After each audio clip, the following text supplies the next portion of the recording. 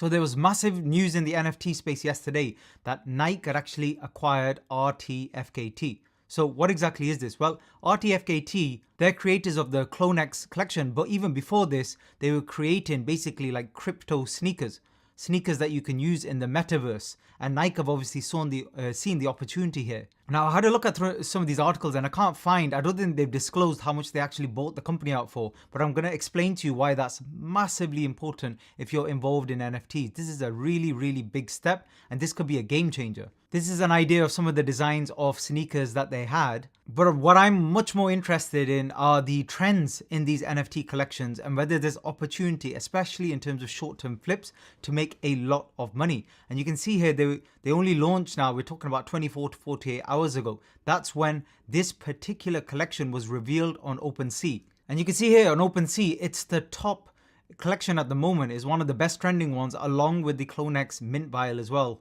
which we'll talk about briefly at the end. But the Clone X collection, the floor price right now for one of these, the cheapest available, is 6.39 Ether, which works out to around 26,000 US dollars for one item. And they have 16,600 items total, and there's 6,200 owners. And this is the spread of all of the sales we saw in this collection so far. And you can see at the bottom, the floor price, you can see it visually going up. So the minimum price at the moment keeps pushing up. And if you actually add the outliers onto here, so those are the massive transactions, weight out of the kind of normal standard deviation.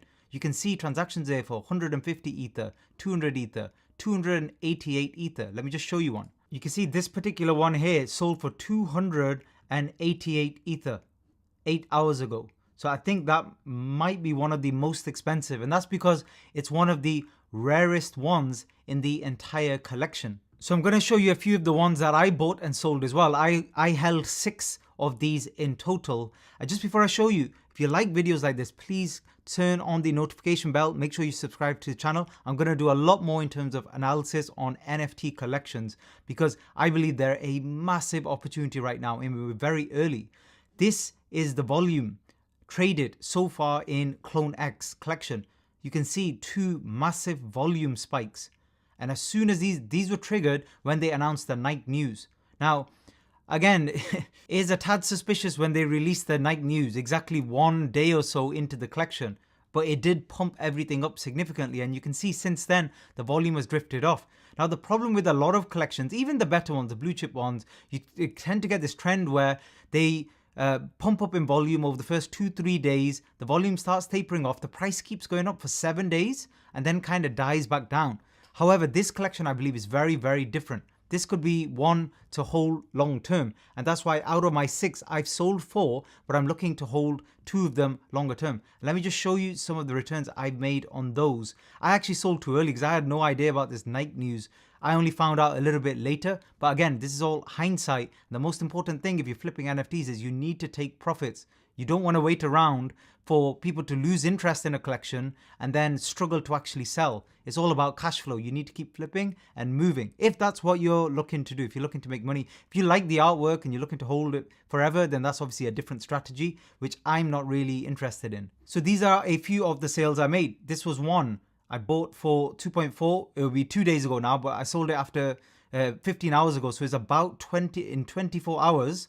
I bought for 2.4, sold for 5.5. Another one here, I bought for 3.58 and then I sold for 5.9. Another one in the collection. Another one here as well, I bought for, this was 278 and I sold for 4.6. All of these now way below floor because this is a day ago. So now the floors come above this. So if I had held longer, would have made more money. But again, you can't predict these things. You don't know when a company is going to suddenly acquire a company that owns a collection, etc. And another one here, this is one I sold quickly because I wanted just to make sure I made some money and then I could hold the other ones a little bit longer, again, to maintain cash flow. So this is another one I sold obviously too cheaply.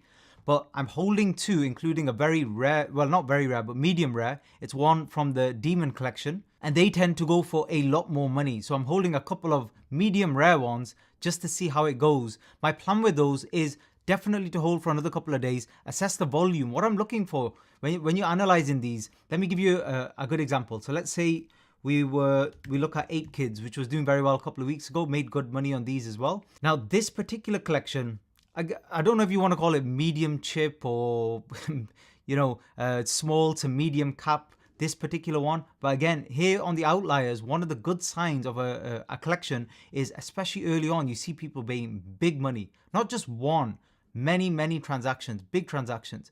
This particular software does not pick up all of the big transactions, but you can see many for 10 ETH, 15 ETH and above here.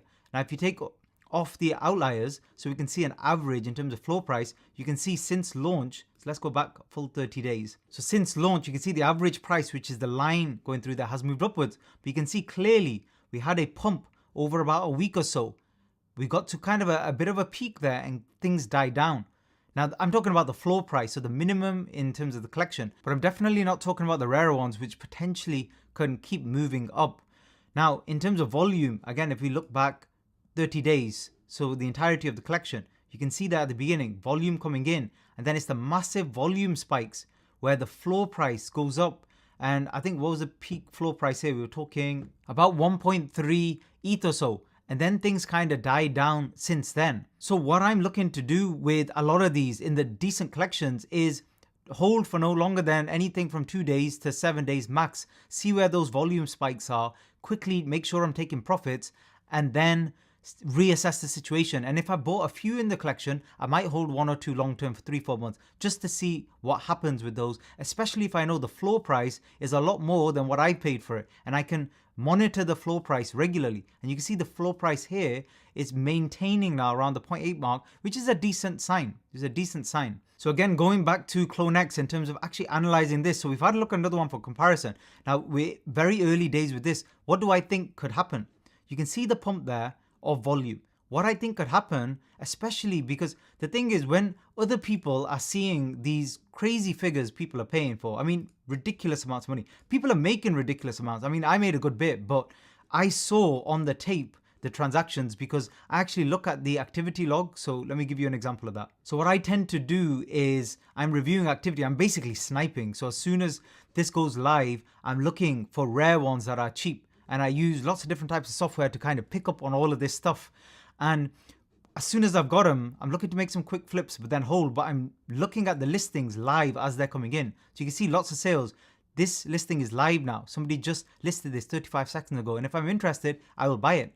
And you can see here, very, very good volume. That's what you want in a good collection. Excellent volume of sales. That gives you liquidity. So you have plenty of people to sell to if you needed to sell. But what I'm particularly looking at is I'm keeping an eye on the floor price. So I don't care what people are listing it for because people just make up numbers.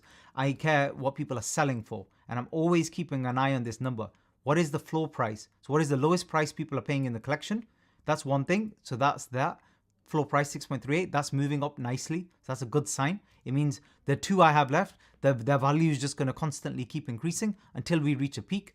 And then the other thing I'm looking at, because mine are rarer, what are people paying for example, mine is similar to this in terms of type. So if you look at the properties, mine is a demon DNA, which is rare. So I know if I click here into demons, I know that there's 1,436 in the collection total. In terms of ones available right now, 279. What's the cheapest price? 8.5. That's the cheapest. And I have one in this collection as well. So that's the cheapest for this particular type. It's a little bit more rare. So my prediction, what I'm looking for is another few days of pumping, and then I may sell one of my remaining 2 and maybe hold one long term. I'm going to see. But what I'm more interested in is this floor price. I want to see it keep going up, stabilizing, maybe another volume pump, some honorable, notable mention in the news, celebrities buying it, something like that. And then I'm going to consider selling into the pump. That's the best way to do it.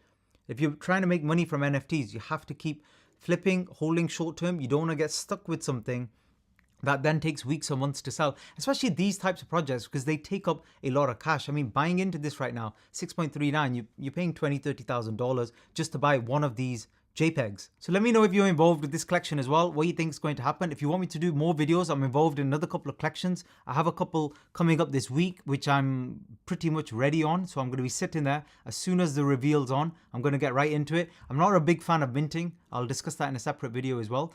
Don't forget to subscribe, turn on the notification bell. Much more to come in terms of NFTs. Thanks for listening.